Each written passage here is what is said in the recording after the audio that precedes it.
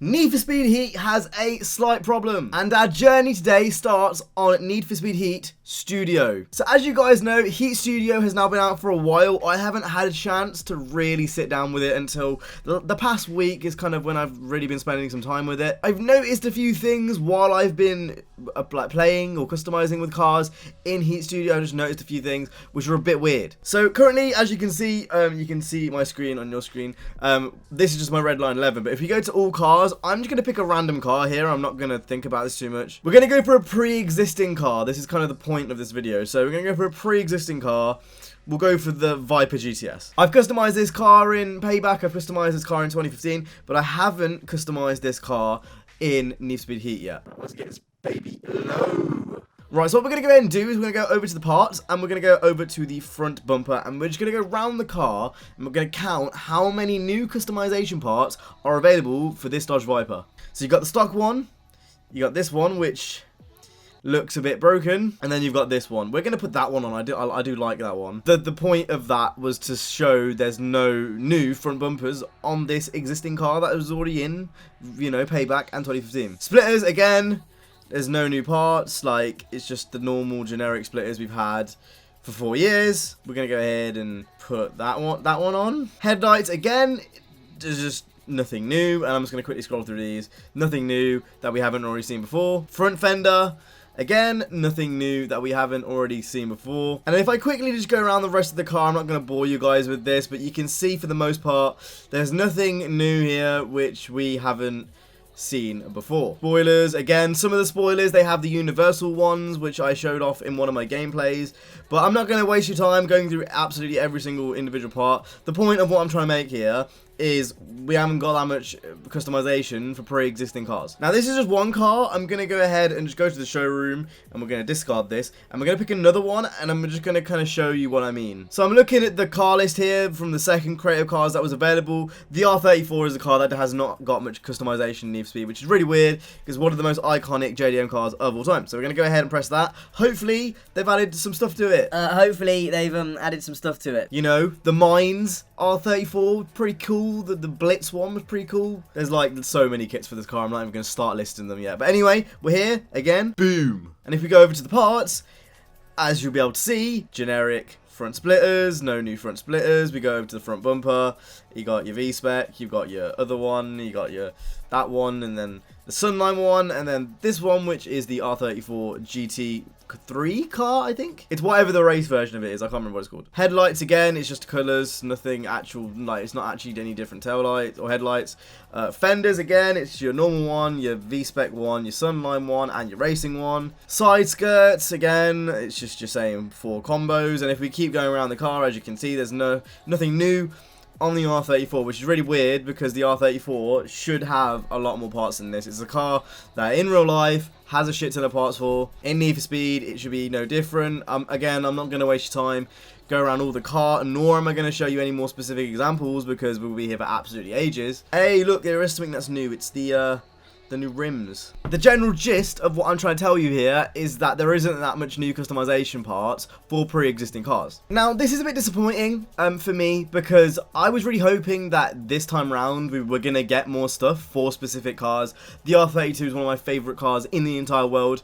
The GCR, the Skyline, and I'm pretty sure that car is not going to have any new customization for, even though there was a recently released Rocket Bunny kit in the past few years come out for that car. There's like actual racing, you know, kits that are available for that car. There's Veilside kits which are available not only for the R32 but for the NSX. Like, how cool would it be to have an NSX with a Veilside kit on in this game? For the 350Z, like, that's an obvious one, and I don't believe that Veilside is a licensing issue. A lot of people saying it's a licensing issue. I don't think that's a licensing issue. I just think that's one of those things that they probably haven't thought about. I can't think of any reason why Veilside, a aftermarket tuning company, would not want to be in Need for Speed when they don't really have any major presence in any racing game currently. Some people will argue Forza. I will argue they weren't in Horizon 4. So there's no reason why Veilside can't be in the game. There's no reason why Mines can't be in the game. There's no reason why you know, Spoon can't be in the game. There's no reason why all these different brands Amuse, for example, like the Amuse S2K and the Amuse 350Z. These are all kits which really should be available in Need for Speed. Need for Speed as a brand, first and foremost, is about customizing cars, it's about street racing, it's about that whole theme. Those brands I just mentioned, Vilside very much so, are dedicated towards that, so it just doesn't make any sense to me to why those parts aren't already in the game. This is honestly, so far, I'd say the biggest problem with Payback. For a game that centers itself around customization, how have I just gone to the R34 and it has no new customization parts? It just doesn't really make much sense to me. The gameplay, it's getting there, it's not perfect, but it's getting there, it's much better. You know, the atmosphere is better, like million times better. You know, every single aspect of this game is getting better, and I'm guess I'm gonna put this question over to you guys because it's kind of a bit of a weird one. Would you guys rather have new cars or new customization parts for existing cars? For me, I want a mix of both. I wouldn't mind like one new car and then two cars that just get loads of kits, or like a bunch of Vilside kits go into the game, you know, during live service, for example. They've already said that they're going to be doing live service, and I think it would be a really cool idea if they did actually focus on pre-existing parts. How cool would it be if, say, we got an Eclipse and then got, you know, a Vilside 350Z kit, you know, for the 350Z. I think there needs to be a way where they add, you know, body parts over time, and it's not just one kit, you know, every now and then. It needs to be a constant supply of stuff, because there just isn't enough customization for some of these cars already. I don't know, I'm going to put that over to you guys. Like, there'll be a card somewhere up here, so if you have an opinion, just go ahead and vote. I'm really interested to see what the split of the community is like. Like, would you rather have all these cars that were missing, like the Eclipse and, you know, like an old S-Class, for example? Or would you rather have all these kits that were missing for existing cars, like the Vilside kits I've talked about, etc, etc. The Vilside NSX is one that I'd really like. But not only just that, like the option to make certain cars like just look different. So for example, you can get rid of the roof on the Corvette and make it a convertible. Why can't we get that for the 350Z? Do you know, like the 350Z has a convertible version. Like, that's what I mean when I say new customization options. I don't just mean body kits, I mean everything. There's no reason why that shouldn't be a thing already, and I guess that is the kind of main question in today's video. Mainly more of a discussion point, because I'm really interested to see what you guys think. So far, I think it says wonders if this is the only, you know, problem with the Need for Speed Heat, that, like, or the biggest problem in Need for Speed Heat. I don't think it's game breaking. I don't think it's necessarily going to ruin the game, but I just think that for a game that is so heavily centered around customization, the R34 needs more than basically its 3 bumpers. You've got your normal bumper and dash the V-Spec version, you've got your Sunline version, and then you've got your race version, and then this needs to be more for that car. So if, you know, the R34 only has that much, I have absolutely no hope for my other favourite cars in this game to get anything, and I just think that's wrong, really. Anyway, let me know what you think down in the comment section down below. I've talked a lot of good about this game, and I think it's only fair to also be critical.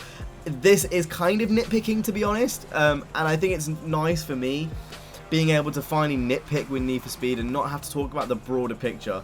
When the broader picture has so many problems, like the physics have for so long, and like the cops have for so long, etc., it just gets exhausting. But, you know, being able to talk about these specifics in the game to, you know, kind of make it that little extra bit better and kind of get past that final stretch, I think that's something which is really interesting, and it's really exciting for the future. Hopefully we can get this in live service. Hopefully we can get more customization in live service, because the R34 needs more parts. The Viper needs more parts. You know, the S13 needs more parts, and this is something which I'm hoping to see in live service. Thank you to everyone that's made it this far into the video. You guys are in the 10% of people that usually make it to the end of this video, so if you could leave a like and leave a comment of saying I like cheese, that would be fantastic. I will see you guys in the next one. You guys have been awesome. Stay safe and peace.